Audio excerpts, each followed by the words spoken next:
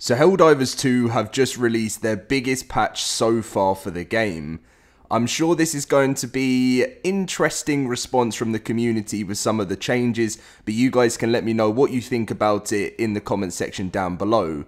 We're going through all the changes in depth, so if you guys do enjoy today's video, as always, make sure to smash that like button, subscribe if you're new to the channel, as we're on the road to 250,000 subscribers. It would mean the world to me. And also come and join our Discord. We've just hit 500 members. We have chats on everything, Helldivers, Power World, all the top games. Come join an amazing community. Link is always in the description. So let's waste no time. Let's get straight into the new patch.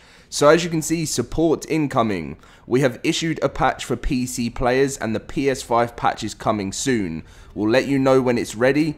That introduces planetary hazards, balancing updates and more. Now apparently this is actually one of, as I said, the biggest patches we've had for the game. I love how they're just rolling them out so fast. They're really working hard on it. So regarding some of the changes, designer Alex K has written a few words on how we approach balancing in Helldivers 2. So this is the first round in a never-ending series of balance changes, and we believe it's important to be completely transparent about our approach to game balance, especially when it comes to weapons and stratagems that you have strong opinions about. Our goal is to give you a wide range of weapon choices where each gun has its purpose and none is strictly better than the other. Sure, you will have your own favourite, but it should come from your own personal preference, not from the universally agreed knowledge which of the gun is the strongest. Generally, we balance each item accordingly to its quirks, so if a weapon is very effective at what it does, it should come with significant disadvantages to balance its power. The ACA autocannon is a good example of a well-balanced weapon. It packs a powerful punch, it has very good range, but requires you to carry an ammo backpack or have a friend assist you.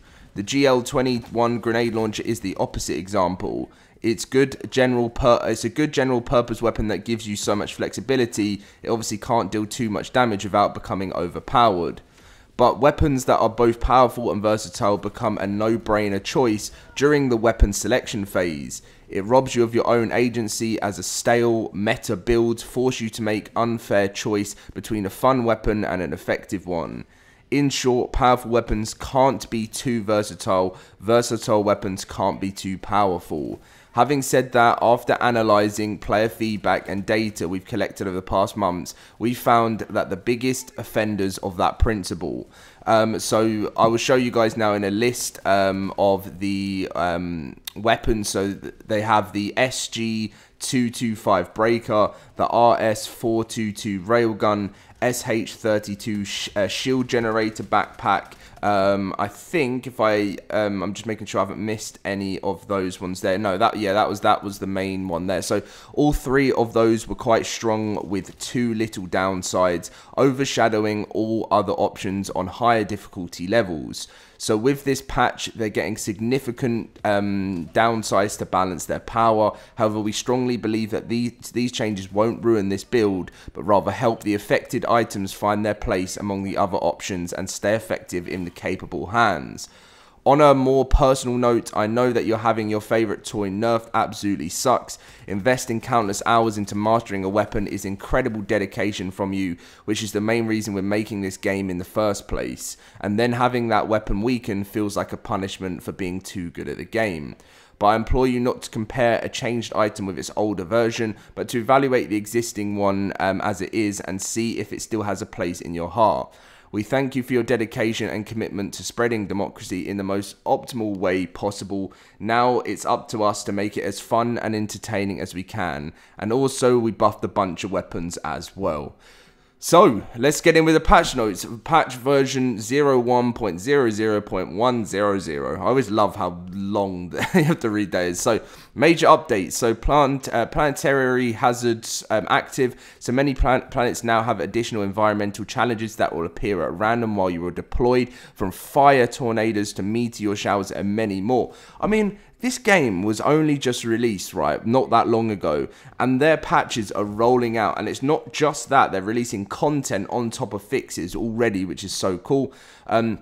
Balancing eradicate missions. So eradicate missions now require more kills and enemies spawn more after.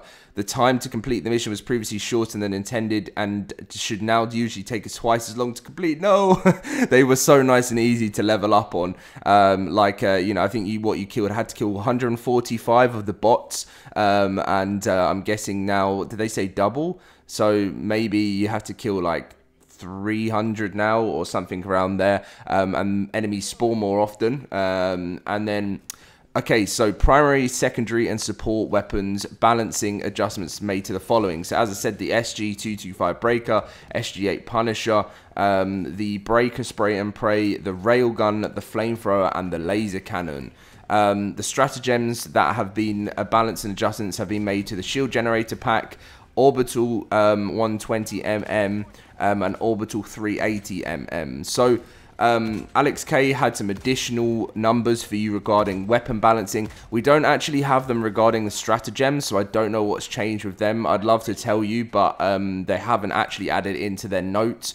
But as for the weapons, so the Breaker has decreased magazine capacity from 16 to 13 and increased recoil from 30 to 55. The Railgun decreased armor penetration, decreased damage against durable enemy parts. RIP the Railgun. No, joking. I think it's good what they're doing here. Flamethrower increased damage per second by 50%. So Flamethrowers had a buff.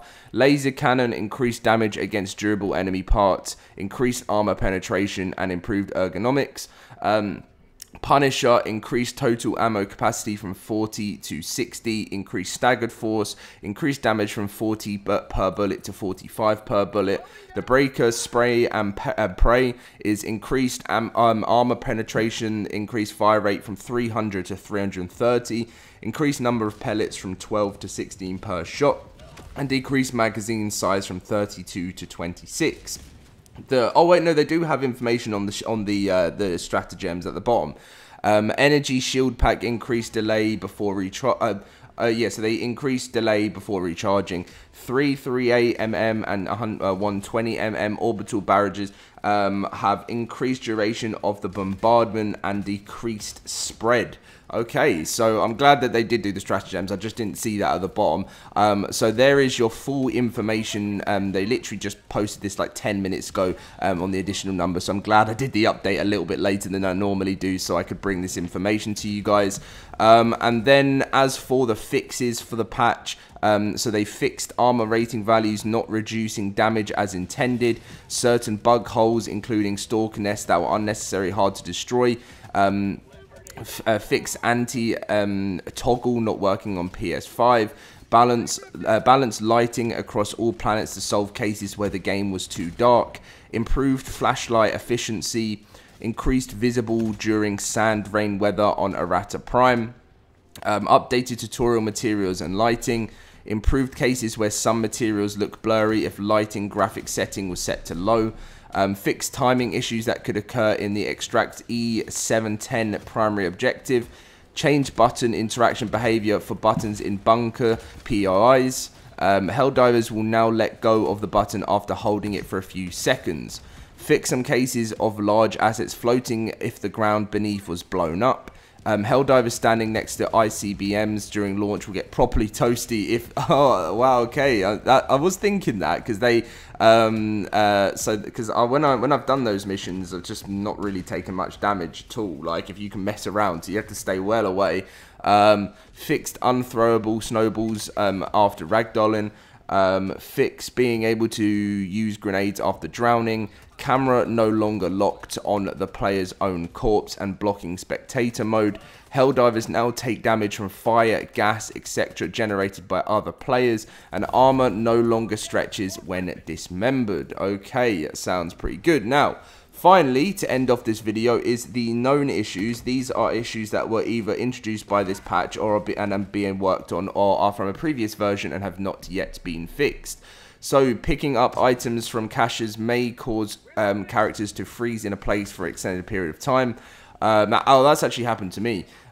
Picking up items from bunkers and caches in quick succession may render one of the items unpickable. Players cannot unfriend other players befriended via the friend code. Players may be unable to select loadout on return to ship when joining a multiplayer session game via PS5 activity card.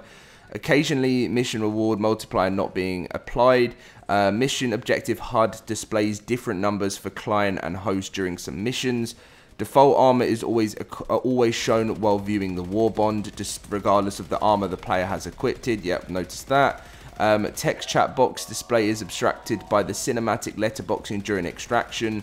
Some text in the HUD/UI is missing or not displaying correctly. Players may experience issues when many players attempted to log in or play at the same time. And then login rate limited. Players have become disconnected during play. Various UI issues may appear when the game interacts with servers, and some games may not be joinable by other players for a short period of time.